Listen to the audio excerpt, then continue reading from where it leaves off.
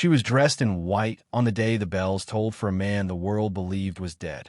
The Duke, her husband by law, her stranger by heart, had fallen in a distant war according to the letters sealed with wax and lies.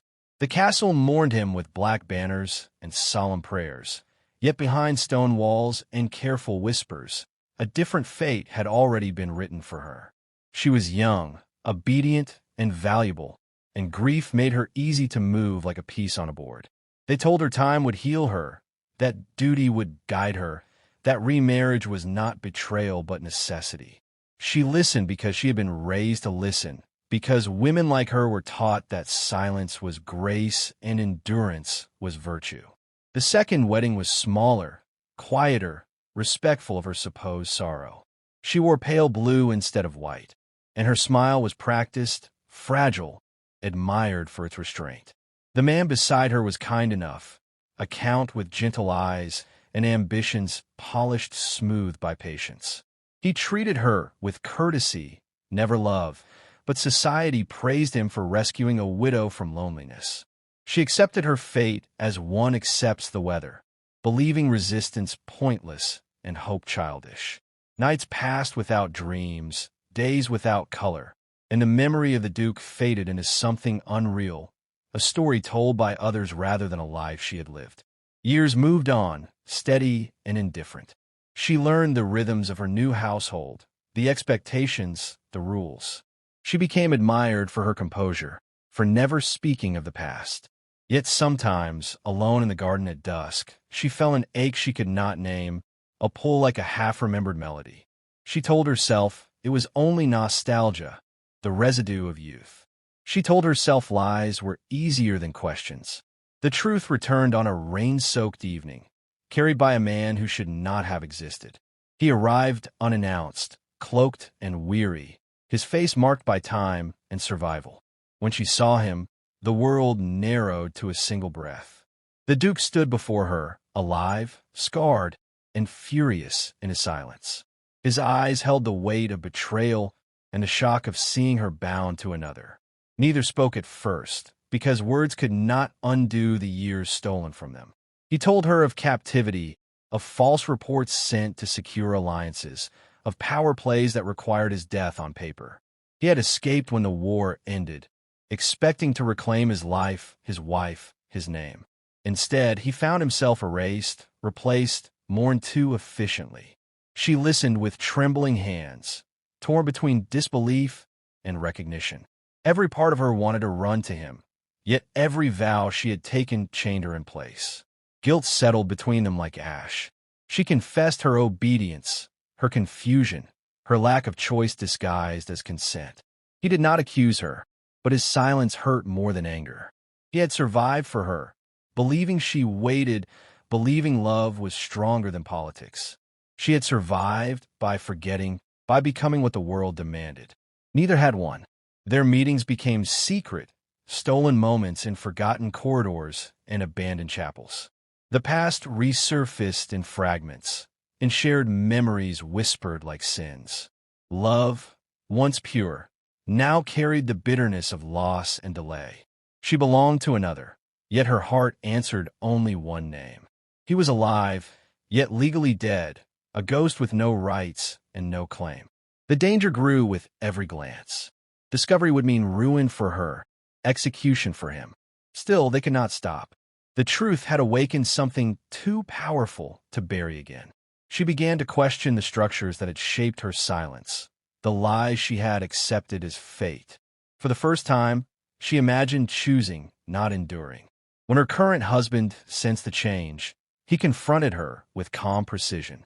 He knew more than she thought.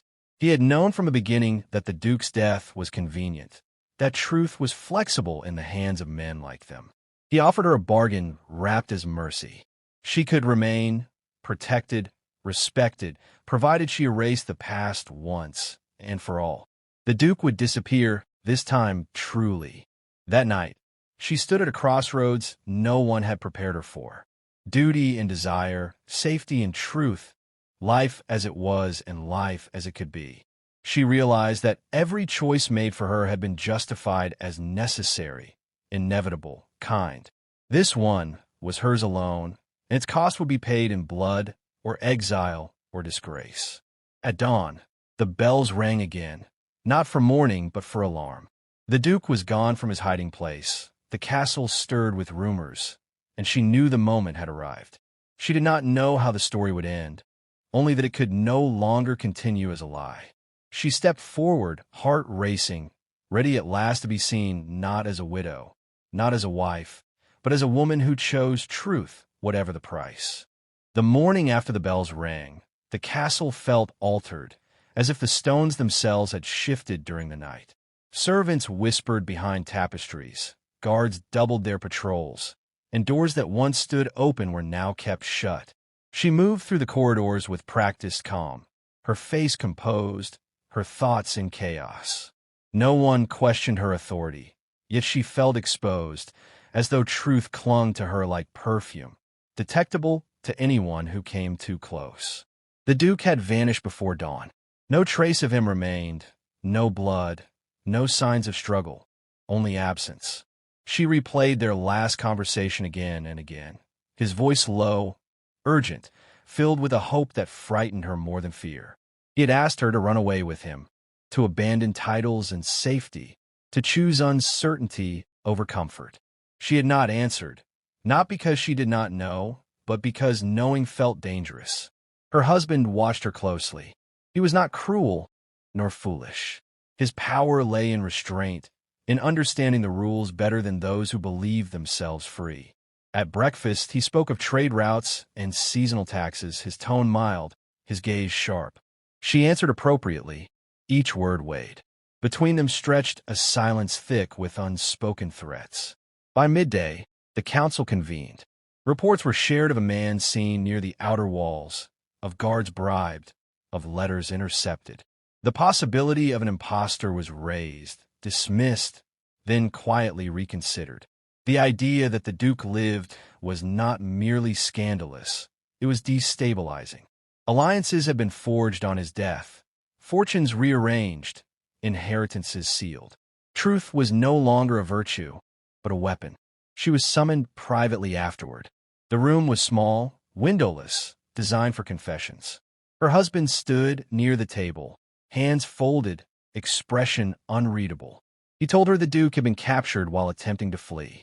He did not say how or by whom, only that the situation required discretion. She felt her chest tighten, but she did not interrupt. He explained the problem as one might explain weather patterns. The Duke's return would unravel years of careful planning.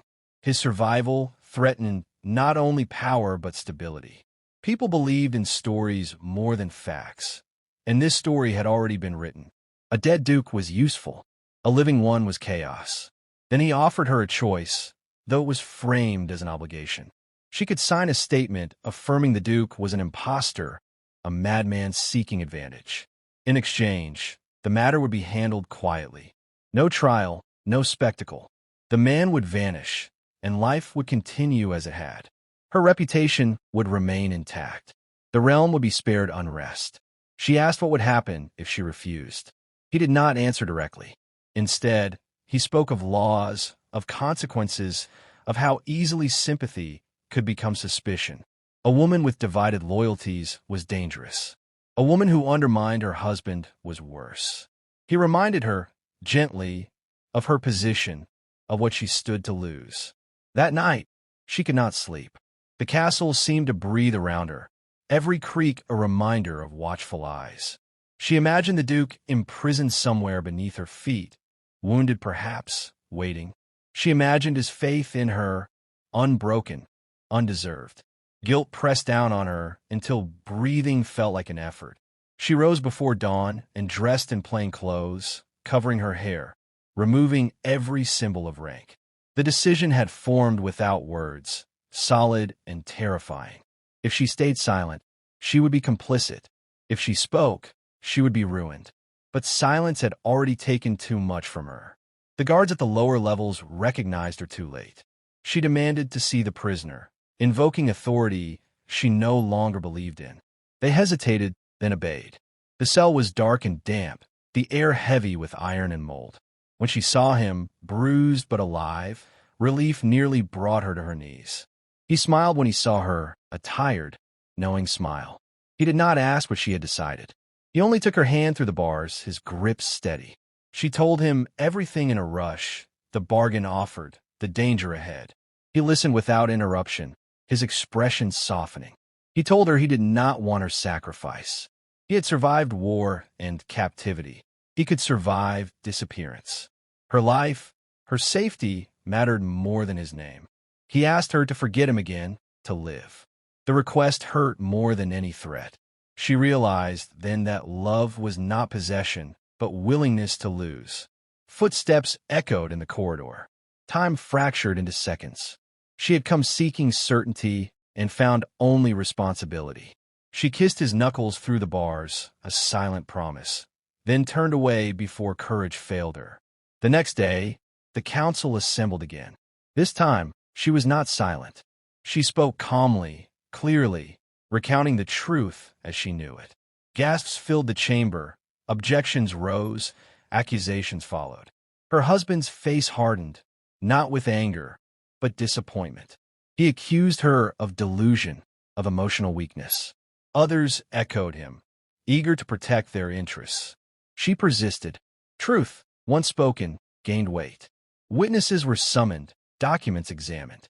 Doubt crept in where certainty had ruled. The chamber descended into argument. By evening, the city buzzed with rumor. The story was breaking apart. That night, she was placed under guard, not arrested but contained. Her future narrowed to a point. Yet for the first time, she felt strangely light.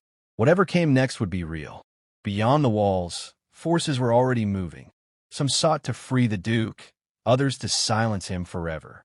The lie that had shaped her life was unraveling, thread by dangerous thread. And at its center stood a woman who had finally chosen to speak, knowing that truth, once unleashed, could not be controlled, only endured. Confinement changed the shape of time. Hours stretched thin, then folded in on themselves, marked only by the shifting light beneath the door and the distant sounds of the castle continuing without her. She was allowed books, food delivered by silent hands, and nothing else. No news, no answers. Yet within that stillness, her resolve hardened. Silence had once been imposed on her. Now it was chosen, and that difference mattered. Outside her chamber, the realm stirred uneasily. Truth had cracked the surface of a carefully polished order, and nothing frightened powerful men more than uncertainty. Some whispered that the woman had gone mad from grief long delayed. Others murmured that madness was simply the word used when obedience failed. Her name traveled through halls and markets alike, reshaped by rumor, but never erased. Her husband visited her on the third day. He did not bring guards into the room, only the weight of disappointment and calculation. He told her she had misjudged the world, that truth did not function as she imagined. People did not want reality. They wanted stability.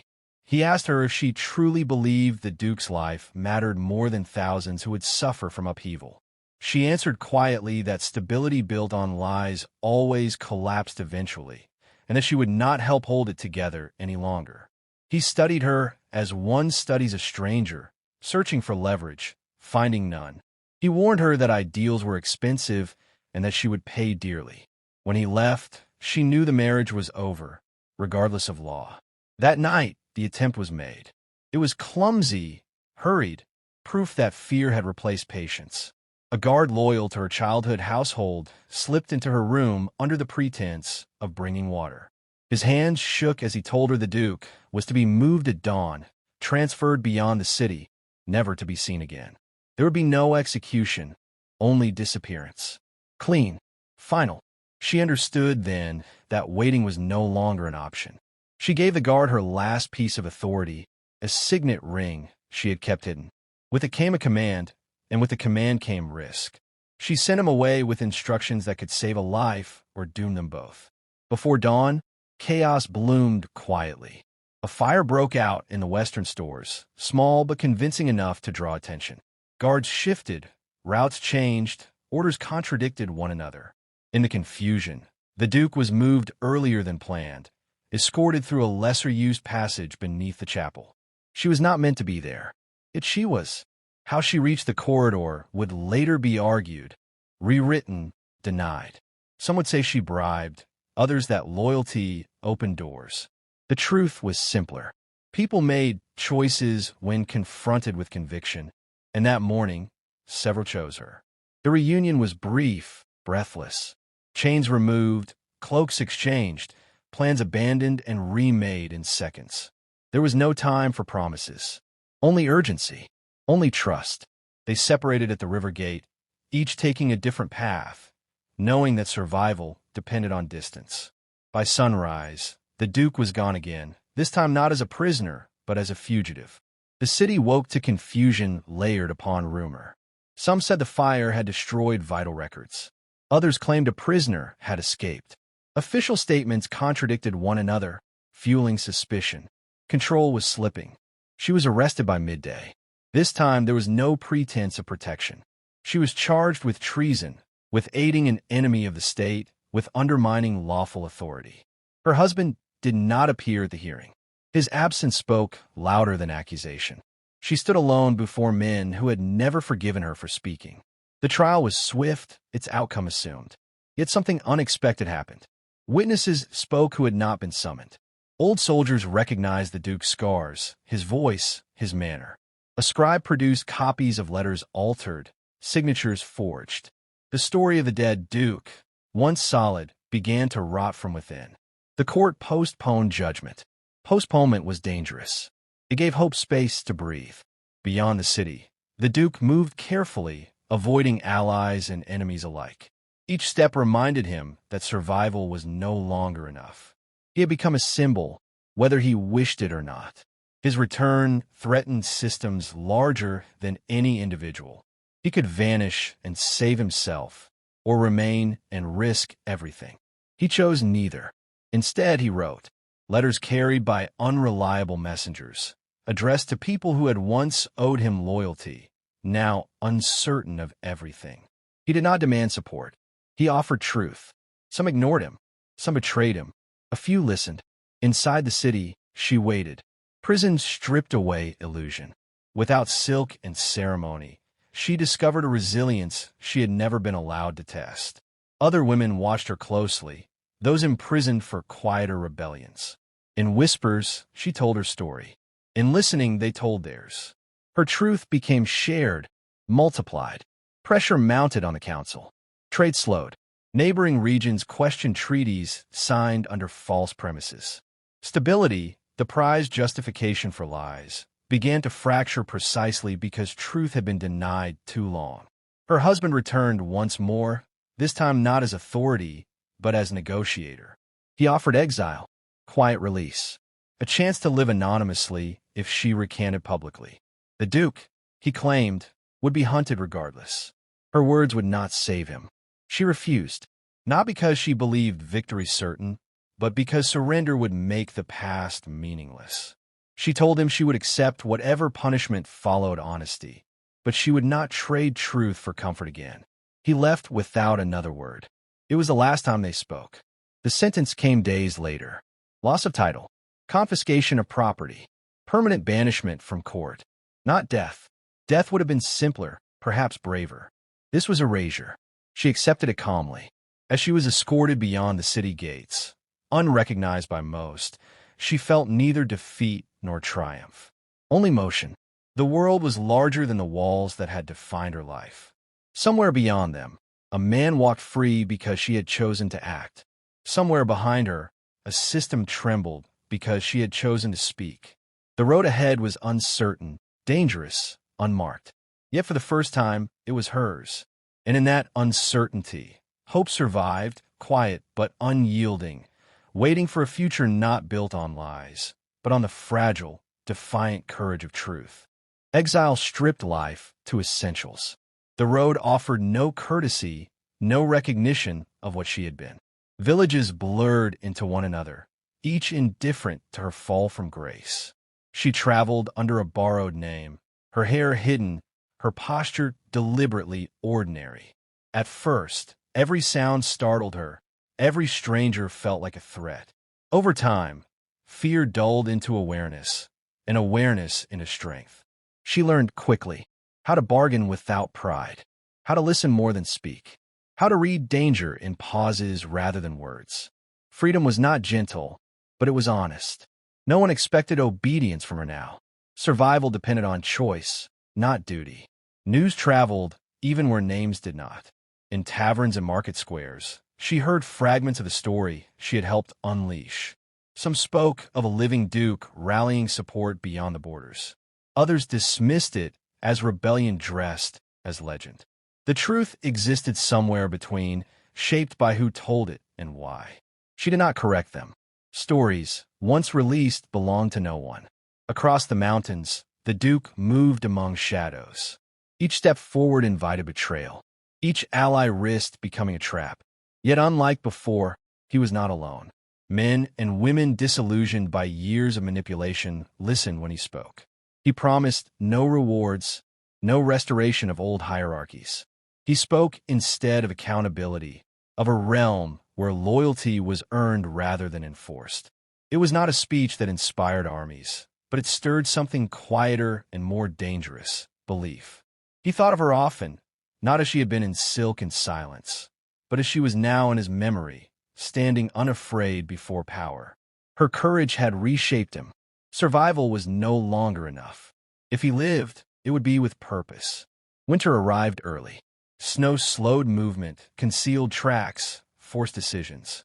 In a border town swollen with refugees and deserters, their paths crossed again by chance or fate. She recognized him first, not by face but by stillness. He carried himself differently now, less burdened by title, more anchored by resolve. They did not embrace. Too much had changed for simplicity. Instead, they sat across from one another in a low-lit room, speaking softly, measuring time not by years lost but by moments gained. She told him of exile, of prison, of the women whose stories still echoed in her mind. He told her of fragile alliances and the cost of being seen. They understood without saying that reunion did not mean return. There was no past to reclaim, only a future to negotiate. Danger found them quickly. Someone recognized him, or believed they did. Whispers spread, weapons appeared. By nightfall, the town was no longer safe. They fled together this time, not out of desperation, but coordination. Trust had replaced longing. That mattered more. They joined a small group moving east, people with nothing left to lose and little left to fear. Among them were former soldiers, widows, merchants ruined by war. No one cared who they had been, only what they could contribute. She learned to tend wounds, to read maps, to lead without command. He learned to listen, to follow when needed. Leadership changed shape in such company. It was shared, argued, earned daily. The idea of restoring the old order faded. Even if victory came, it would not look like restoration. It would be something new or nothing at all. Back in the capital, power fractured. The council split along lines of profit and panic. Treaties unraveled. Border regions refused levies. The lie that had once unified them now divided them. Attempts were made to reassert control, but force without belief proved fragile. Her former husband watched the collapse with quiet calculation. He had survived by adapting, but this time adaptation required admission. He began to understand that eliminating individuals no longer solved structural rot. The truth she had spoken had spread too far, taken root in places unreachable by decree. Spring came late. With it came confrontation. An army loyal to the council marched east, determined to end the uncertainty. They framed it as preservation of order, but everyone involved knew it was fear in armor. The Duke's coalition was smaller, less equipped, but motivated by something harder to extinguish. She stood beside him on the morning of battle, not as wife, not as symbol, but as equal. She did not carry a blade. Her weapon was voice. She spoke to those who would listen, reminding them why they stood there. Not for him, not for revenge, but for the chance to choose their future. The clash was brief and brutal. Momentum shifted not through strategy, but defection. Soldiers lowered weapons, refusing to fight ghosts of a lie they no longer believed. The council's forces retreated, then scattered. Order dissolved into possibility. Victory felt nothing like celebration. Too much had been lost for joy to come easily. Fires burned where banners once hung. Names were read of those who would not return. The Duke refused a throne offered hastily by nervous allies. Power claimed too quickly repeated old mistakes. Instead, negotiations began. Slow, fragile, infuriating. She participated not as ruler, but as witness, reminding all involved of the cost of convenience and silence. Her presence unsettled them. She was proof that obedience was not inevitable. Months passed. Structures shifted. Some resisted. Some adapted. The realm did not become just overnight, but became different. That mattered. One evening, as summer settled into the land, she and the Duke stood overlooking a valley no map had ever marked as important.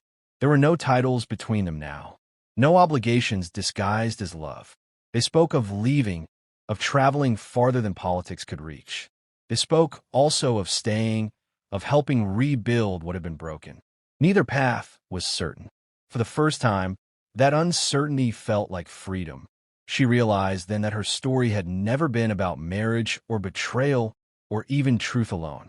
It had been about choice, the right to choose, to speak, to act, and to live with consequence. Whatever they decided next would not be written by others. And that finally was enough. The valley changed slowly, as places do after history passes through them. Fields once trampled by marching boots were replanted. Roads reopened, not because authority demanded it, but because people needed to move, to trade, to live. The absence of a single ruling hand felt unsettling at first. For generations, command had flowed from the top down, unquestioned. Now decisions emerged from assemblies, arguments, compromises. It was messy, slower, and undeniably human.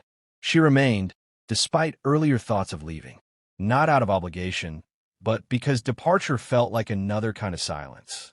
Too many voices were still unheard. Too many wounds required tending beyond the body. She worked among displaced families, listening more than directing, helping them navigate a world where old permissions no longer applied. Her presence carried weight, though she never claimed it. People recognized her, not always by face, but by story. The woman who had spoken when silence was safer. The Duke moved carefully through this new landscape. Leadership without crown tested him more than battle ever had. Every decision could be questioned, every motive examined. There were days he longed for the simplicity of command, when obedience had been automatic. But he remembered where that simplicity led. He learned patience, learned to explain rather than order, learned that respect grew best when it was not demanded. They lived near one another, sharing work and conversation, but not yet a life. Love, once interrupted and reshaped by loss, did not return unchanged. It became quieter, steadier, less urgent. They understood that choosing each other now meant doing so without illusion. No rescue, no destiny, just daily commitment, vulnerable to failure. Opposition did not vanish with the council's defeat. It reorganized, subtle and persistent. Former officials spread fear of chaos, warning that shared power would dissolve into anarchy. Merchants worried about inconsistent laws. Landowners resisted reforms that threatened inherited advantage. Change, even when just unsettled those who benefited from the old order. Threats followed. Anonymous notes. Sabotage supplies. Attempt to discredit leaders through rumor rather than force. She recognized the pattern. Lies adapted as quickly as truth. The difference now was that fewer people accepted them without question. One evening, word arrived that her former husband had been arrested in a neighboring province, accused of plotting to restore centralized rule through foreign support. The news stirred conflicting emotions. Anger long buried resurfaced, tempered by understanding. He had not been a monster, only a man shaped by systems that rewarded control. She did not celebrate his fall, nor did she intervene. Justice, she had learned, required distance from revenge. The trial was public, transparent by deliberate design. Evidence was presented openly, Witnesses cross-examined by peers rather than appointed judges alone. The process was imperfect, at times chaotic, but it belonged to the people affected by its outcome. When the verdict came, it was not death or disappearance, but permanent removal from political authority. Accountability without annihilation. A fragile precedent. As summer deepened, tensions along the borders rose again. Neighboring powers watched the transformation with unease. A realm that rejected absolute rule threatened the logic of their own dominance. Envoys arrived with veiled warnings, then clearer ones. Stability, they insisted, required strong leadership. Experiments invited invasion. The question returned, heavier now. Could this new way of living defend itself? Debate filled the councils. Some argued for a return to centralized command in times of threat. Others insisted that surrendering principles under pressure would erase everything gained. She spoke when asked, reminding them that fear had always been the tool of those who sought control. Safety purchased by silence never lasted. The Duke faced his own test. Many urged him to accept a formal title, to become a symbol strong enough to deter aggression. He considered it seriously. Refusal, he knew, could cost lives. Acceptance could cost the future. They walked together along the river one night, the water reflecting a sky crowded with stars.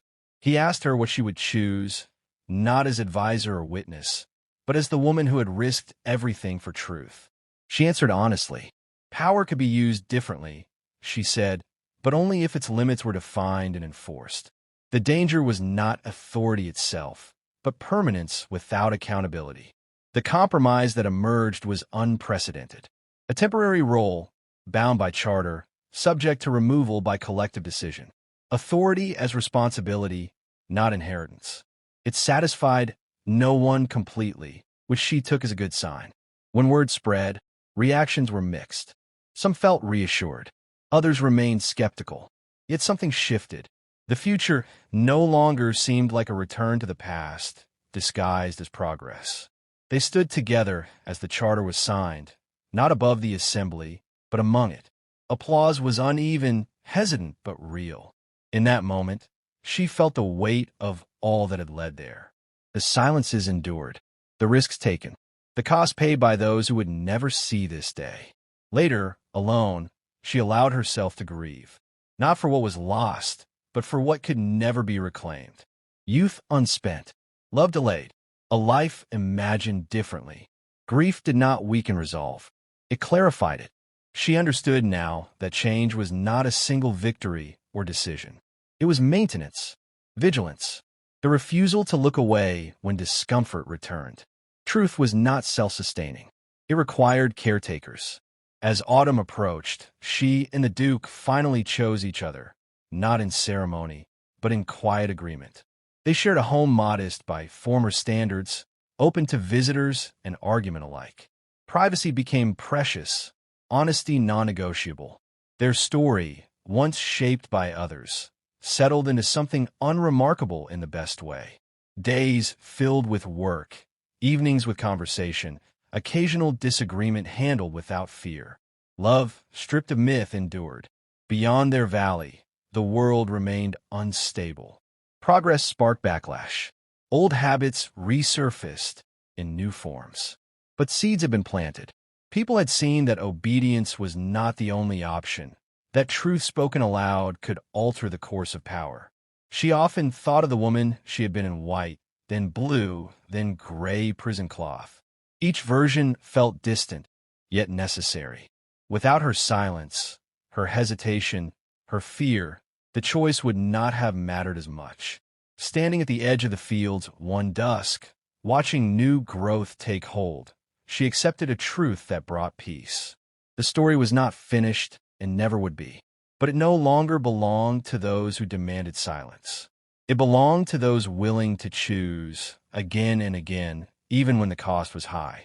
And that choice, she knew now, was the only lasting form of freedom. Years added texture rather than distance to what they had built. The world did not settle into ease, but it learned rhythm. Disagreements no longer signaled collapse. They became expected, even useful. The structures born from crisis matured through use, tested by droughts, trade disputes, and the ordinary failures of people trying to govern themselves without hiding behind absolutes. She aged into visibility. Once watched for scandal, she was now observed for consistency. Children grew up hearing her story not as legend, but as context, a reminder of why certain rules existed and why others have been abandoned. She spoke less in assemblies than before, choosing moments carefully. Influence, she learned, was strongest when not constantly asserted. The Duke carried the weight of temporary authority longer than intended. Threats did not evaporate. They adapted. Neighboring powers probed borders, with diplomacy sharpened into coercion. Each extension of his role sparked debate, and each debate reaffirmed the central principle that no one was irreplaceable. It frustrated him at times, yet grounded him. Power questioned was power restrained. Their relationship weathered its own tests. Familiarity revealed habits once hidden by urgency. Disagreements emerged not over ideals, but over fatigue, over how much could reasonably be asked of any one person. They learned to step back when closeness blurred judgment, to protect the personal from being consumed by the political. Love endured, not because it was dramatic, but because it was allowed to rest. A crisis arrived quietly, the most dangerous kind. Grain shipments failed 2 seasons in a row. Accusations followed. Some claimed sabotage, others incompetence. Old voices resurfaced, insisting that shared responsibility diluted accountability. Fear returned, measured and persuasive. She recognized the pattern immediately. Scarcity bred nostalgia for command. She urged transparency, open accounting, shared sacrifice. Not everyone listened. A faction formed, small but determined, arguing that emergency justified consolidation. The language was careful, almost reasonable. That frightened her more than open rebellion.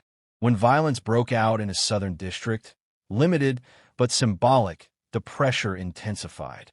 Calls rose for decisive action, for permanence, for someone to take control. The Duke was urged to accept it, urged by allies who feared losing everything. He came to her late one night, exhaustion etched into him. He asked what she saw that he might be missing. The question itself mattered more than any answer. She told him fear was not the enemy. Unquestioned fear was. If they surrendered process for speed now, they would teach future leaders to do the same. The system would survive this crisis only if it survived being tested.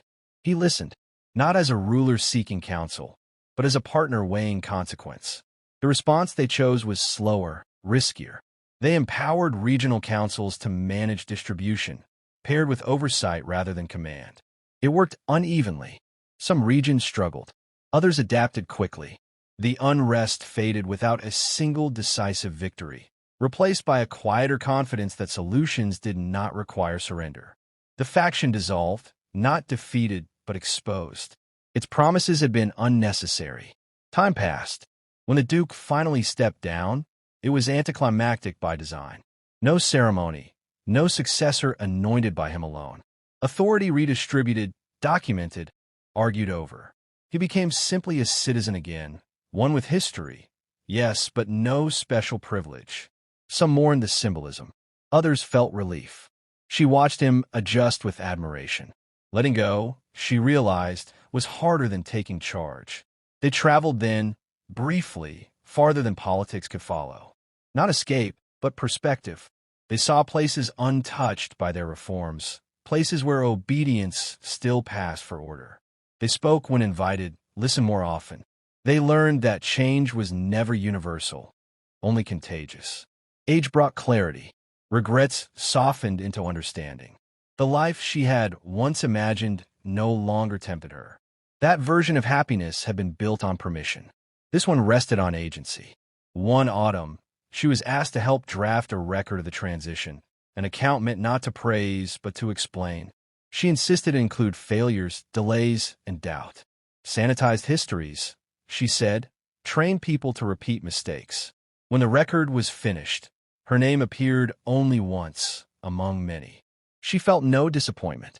The work had never been about recognition. In quieter moments, she reflected on the day the bells rang for a man who was not dead. That lie had shaped everything that followed, not because it was powerful, but because it was convenient. The truth that replaced it had been fragile, costly, and slow. Yet it endured because people chose it repeatedly, without guarantee.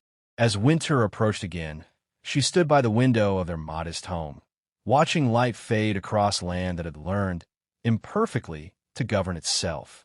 The future remained uncertain. It always would, but uncertainty no longer frightened her. It was the space where choice lived, and choice, she had learned, was the only ground solid enough to stand on. The final years arrived without announcement. No bells, no declarations, no moment that marked them as different from all that had come before. Life continued in patterns shaped by habit and intention rather than force. That, she realized, was the quiet victory no one sang about. Her hair silvered, lines settled into her face, not as signs of loss, but of repetition, of days lived fully and without disguise. People still sought her counsel, though less urgently now. New voices filled the assemblies, sharper, younger, unburdened by memory. She welcomed that. A future that depended on remembrance alone was already failing. The Duke, long since freed from any official role, spent his days teaching. Not strategy, not command, but judgment. He spoke to those who asked about the cost of decisions, about what power gave and what it always took in return. Some listened, some did not. He accepted both outcomes with equal calm. Their love settled into something almost invisible to outsiders. Shared mornings, familiar silences, disagreements resolved without witnesses. They had learned that intimacy survived not on intensity, but on trust repeatedly honored. There were no promises left to prove. The realm continued to change, sometimes in ways that troubled her. Corruption did not vanish. It learned new language. Ambition found subtler paths. Freedom created complexity, and complexity exhausted people. There were moments when she feared that fatigue would undo what fear could not. Yet each time doubt rose, she saw evidence of resilience. A council refusing an easy lie. A community choosing patience over blame. A leader stepping down when clinging would have been simpler. These moments were small, unremarkable, and therefore real. She fell ill one winter, briefly but seriously enough to remind her of limits.